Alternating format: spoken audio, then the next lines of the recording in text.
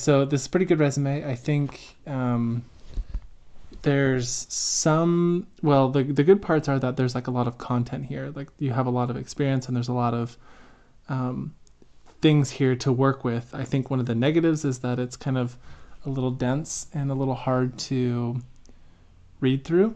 Um, like the block text is sort of difficult to digest. Like, someone would have to read through every single one of these words to really get out the meaning or like what your abilities like actually are. So I think overall it's good. Like I said, there's a lot of content, but some of really the only problem that I see is the formatting and the layout of it. First of all, there's like a couple of spelling mistakes. That's EER, engineer. Um, I think that was the only spelling one actually, but there were others that are just like sort of difficult to understand. Like this particular extensive experience in managing projects from the needs identification, gathering of requirements phase through completion.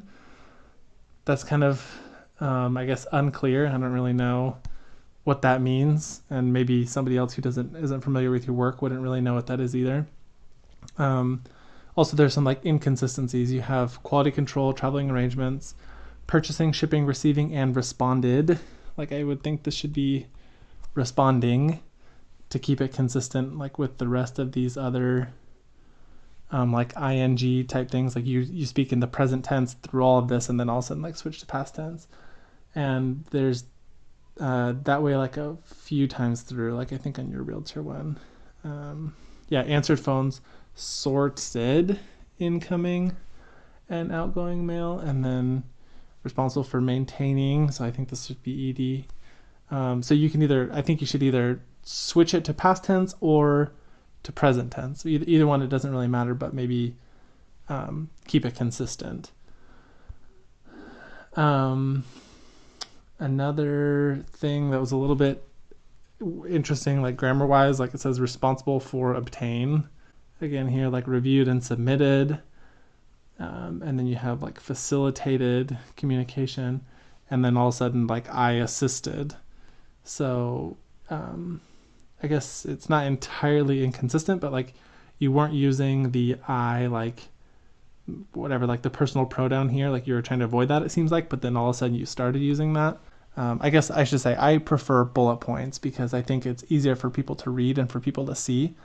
One of the issues with using a big chunk of paragraph is it's really easy to put things that don't really matter to someone who's trying to figure out if you'd be good for a job or not. Like for example, this, you say high performing, strategic thinking professional with progressive experience. Like that's a lot of words. What they really want to know is this: managing day-to-day operations of a small business. Like this is all good, and this is the kind of stuff that you would say like in an interview. But what they want to know is that you have managed a business, the day-to-day operations of a small business. Dependable and organized team player with the ability to communicate effectively and efficiently. You don't really need so much all of this stuff. And if you can transition to bullet points, it's easier for you to cut that kind of stuff out if that's the way that you want to go. Reviewed this through this, responsible for managing overall operations of the company, including, this is the stuff that I would like bullet point out. Like you do this, payroll processing, human resources. Like that's kind of one thing. Bookkeeping and accounting, that's another thing. Project management, inventory management, quality control, these are all like the logistical type things. You could bullet point perhaps this here. Facilitated communication, that could be another good bullet point.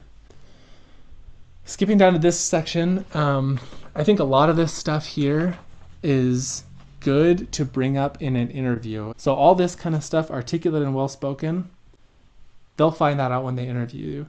Customer service oriented, they'll find out what kind of a person. Self-starter, team player, multitasker, works well under pressure, troubleshoots problem quickly. I think this is kind of stuff that you do want to communicate, but your resume is not really the best place to do this. Skills should be the things that you actually know how to do, like proficient in QuickBooks. Like this is really good that you know QuickBooks. You can use Microsoft Excel and Word and Office and PowerPoint and all the applications that come here. This is the kind of stuff I think that you want to be showing. Then finally, your education. I know we talked about maybe not having as strong of an educational background as you would have wished. So I would have two recommendations. One, I would say if you had a really good GPA, like 3.8 or 3.9 or something, I would put that on here. Another idea I had, and I think this might be particularly helpful for you, would be to enroll in an online post-high school program and put on here, like, so you, let's say you do like, associates of whatever, blah, blah, blah at, I don't know, like Yale Online. I don't think they have that, but something like that. And then put like expected graduation, May 2022 or whatever it is. So overall, well done. Okay, so I put these here side by side so maybe you can compare for yourself. What I'm not saying is I think you should like definitely use this resume and this is going to be better and get you better results, but it's what I would do if I were you, and it's a suggestion for some things that you could do to simplify it and to make it a little more clear and concise and show what it is that you can do and what you have done. So right up front, I put the skills, and they're hard things that you know how to do. Bookkeeping in QuickBooks. I know you know how to use ADP software for payroll processing and benefits. You stated Microsoft Office. You, in the content of your experience over here, you talked about shipping, purchasing, training, project management, timekeeping, and reporting.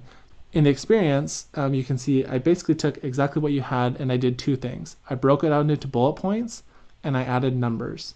Numbers can be super critical for people who are trying to get an idea of what the extent of your skills are. So you put in here QuickBooks, but if you say like, I did the reporting on X million numbers of dollars in accounts receivable and X in accounts payable or whatever, then they get an immediate idea like, okay, how much experience really, like what is she doing with this? You'll notice obviously these numbers clearly are made up because I don't know what these are.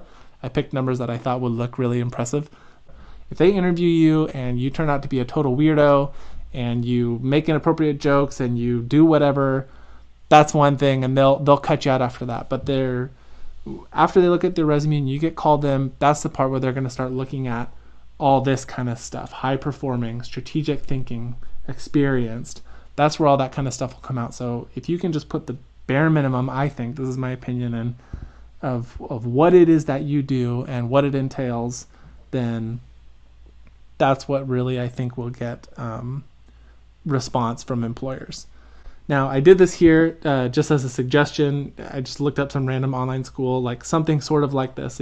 Even if it's just like a training program, putting like, I'm doing this training to get certified in QuickBooks or something or whatever it is, but put like, I'm doing something after high school to get better at what I do, then I think that looks more impressive. So this is my analysis. I know maybe it's kind of a lot. I hope you enjoy it and I hope you learn a lot.